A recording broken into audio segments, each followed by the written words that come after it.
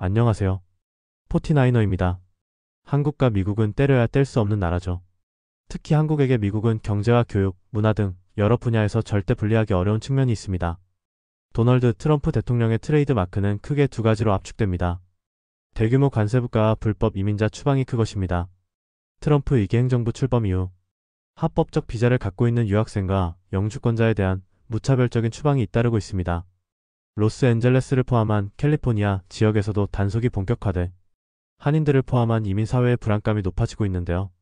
MBC 방송에 따르면 트럼프 행정부의 대학 갇힌 팔레스타인 시위 주도자 추방 움직임에 반발해 최근 소송을 제기했던 모모드 탈이 지난 21일 연방 이민세관 단속국인 ICE로부터 자진 출석 요구 통지문을 받았습니다. 이는 사실상 추방 절차가 시작된 것이라고 해석할 수 있는데요. 모모드 탈은 코넬대 박사과정이며 영국 감비아 이중 국적자인 그는 비자를 받고 미국에 체류 중입니다. 지난 15일 탈은 미국 시민권자인 2명과 함께 유대주의를 방조하는 대학에 연방정부 지원을 제한하는 내용을 담은 행정명령이 잘못됐다며 소송을 제기한 상태였습니다. ICE는 출석 요구 이유를 설명하지 않았지만 탈과 변호인 측은 그가 제기한 소송이 원인이라고 판단하고 있습니다. 그런가 하면 수십 년 동안 미국에서 살면서 영주권을 기다리던 한 멕시코 남성이 3월 초 샌디에고 인근 오타이 메사 국경 검문소를 통해 귀국을 시도하다가 추방당하는 일도 발생했습니다. 관광비자로 미국에 들어왔던 데이빗 발테스는 30년 동안 리버사이드 카운티의 코첼라밸리에 거주하고 있었으며 시민권자 아들의 초청으로 영주권을 신청하고 노동허가와 여행허가도 받았습니다. 여행허가를 받은 발테스는 30년 만에 처음으로 멕시코에 사는 어머니를 방문하고 지난 2일 오타이 메사 검문소를 통해 미국으로 입국하는 과정에서 10시간 동안 구금됐다가 아무런 조치 없이 추방당했습니다. 이에 대해 한인 변호사들은 합법적 체류자에 대한 추방은 이제 남의 일이 아니라며 한인 유학생들과 영주권자들의 각별한 주의를 당부했습니다. 한 이민법 변호사는 트럼프 대통령이 팔레스타인 지지 시위에 참여한 유학생 등을 추방하겠다고 공약함에 따라 한인 유학생들 사이에서도 불안감이 고조되고 있는 중이라며 시위나 정치적 행위에 연루되지 않도록 조심할 필요가 있다고 강조했습니다. 연방 당국의 단속은 전방위적으로 확대되고 있습니다. IC 요원들은 트럼프 대통령이 학교, 교회 또는 병원과 같은 민감한 장소에서 IC의 운영을 제한하는 오랜 지침을 해제함에 따라 LA를 비롯한 주요 피난처 도시를 표적으로 삼기 시작했습니다.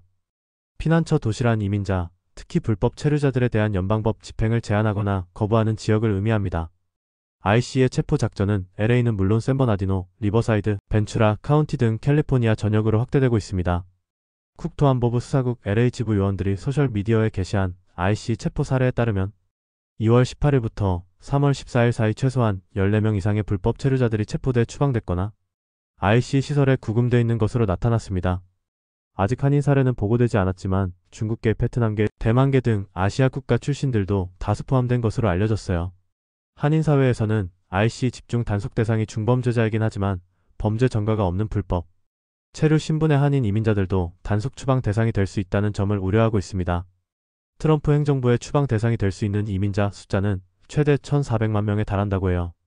현재 미국 내 한인 숫자는 205만 명 정도로 이 가운데 불법 체류자는 적게는 11만 명에서 많게는 15만 명으로 추산됩니다.